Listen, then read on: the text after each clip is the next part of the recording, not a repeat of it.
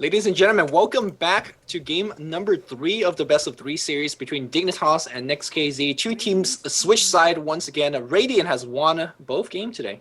Is that a coincidence? That's just a coincidence.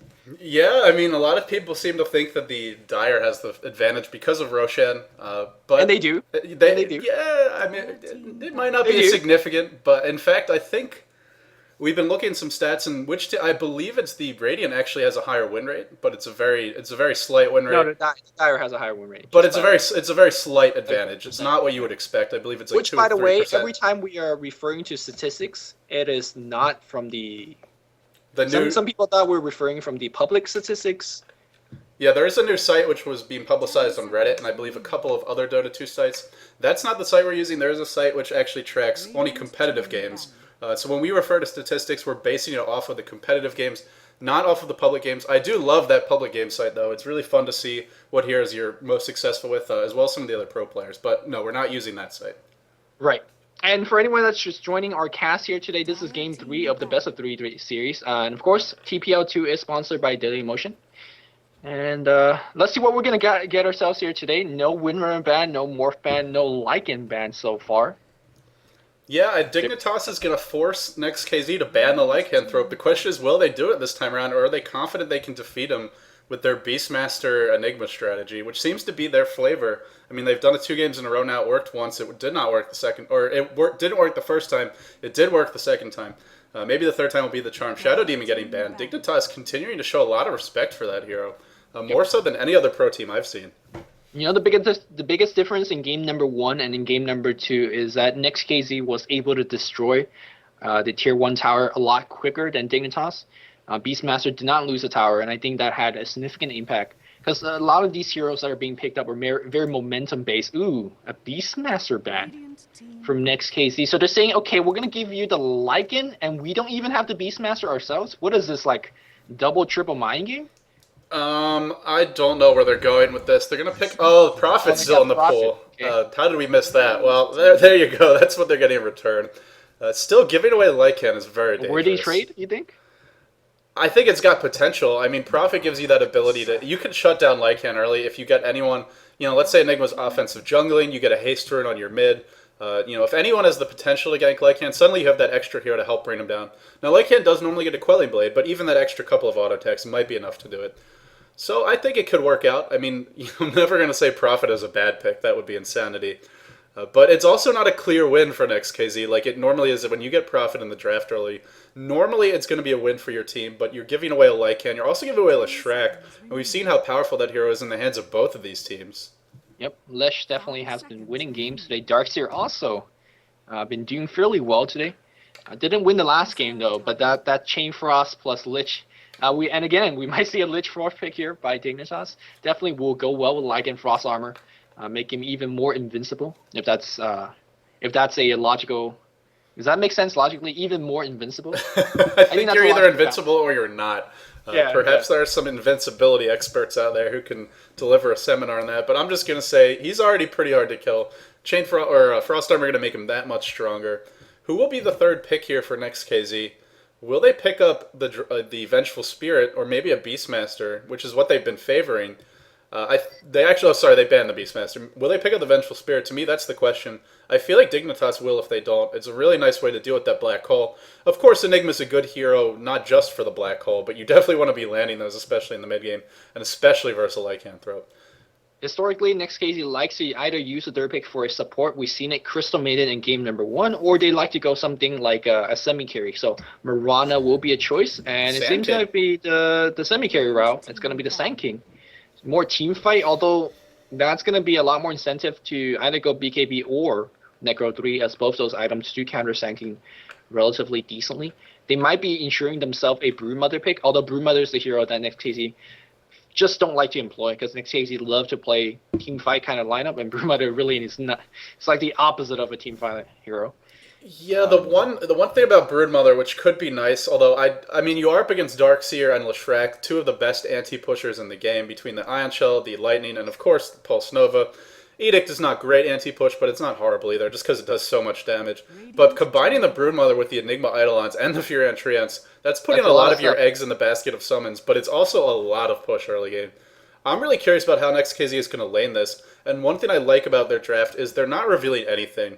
Enigma and Furion can go into any lane and the jungle. And of course, Sand King is pretty versatile too because of his survivability between Burrow Strike as well as the Sandstorm. I think we're going to see a farming Sand King this game.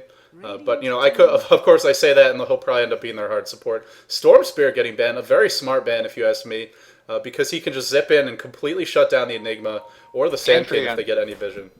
And Furion. One of the counter picks a lot of teams like to employ against Prophet is the Storm Spirit. Zip in, get a pull, and he's suddenly really in trouble with any support stuns coming in from the teammates. We might be seeing. Is this a Lich 4th pick? Drum rolls.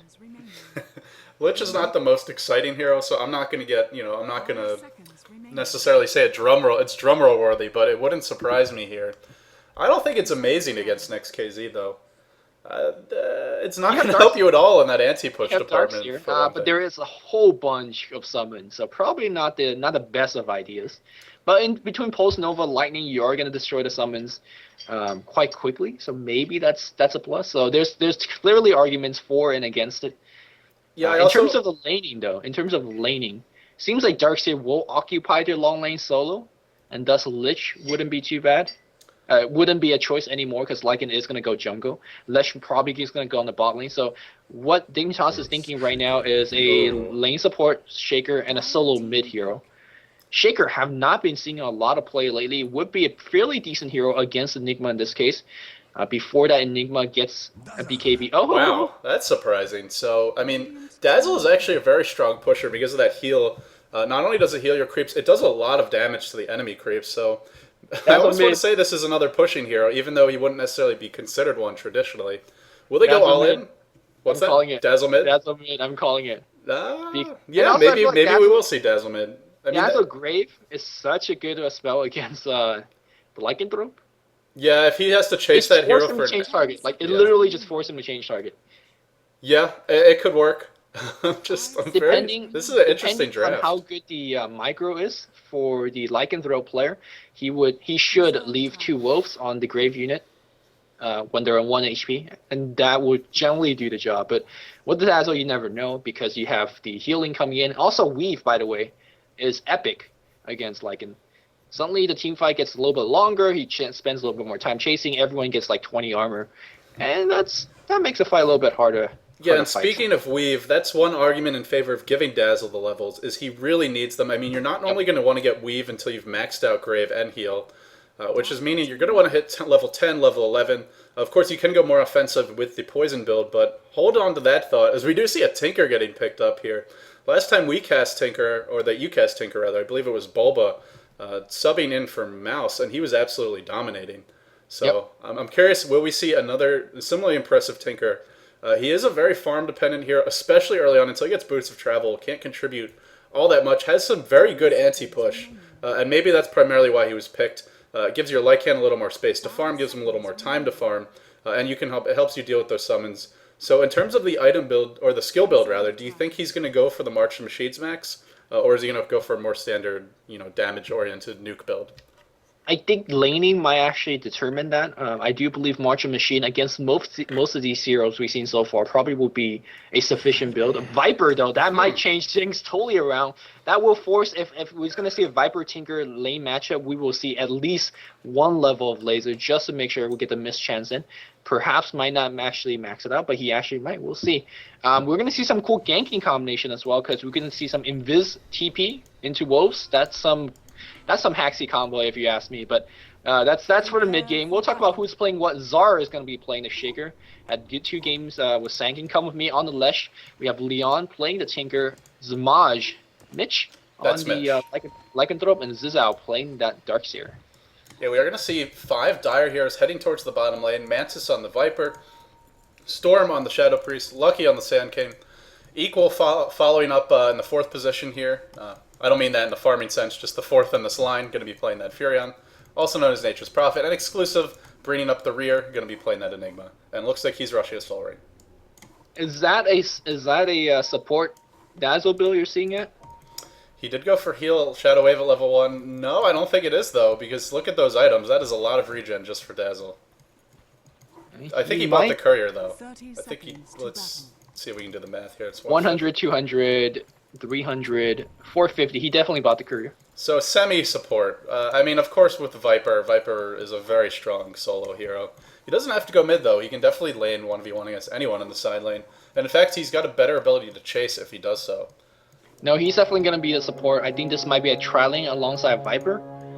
Definitely an all-lane to tri-lane, especially if you're giving the EXP to Enigma on the top, I assume, and Equal in the mid. Now, as much as I love Furion on the mid... I think Equal's going to go top. No, maybe not. He's kind of juking us right now. Eagle's blocking right now. Yeah, okay, he's blocking, so he's going mid.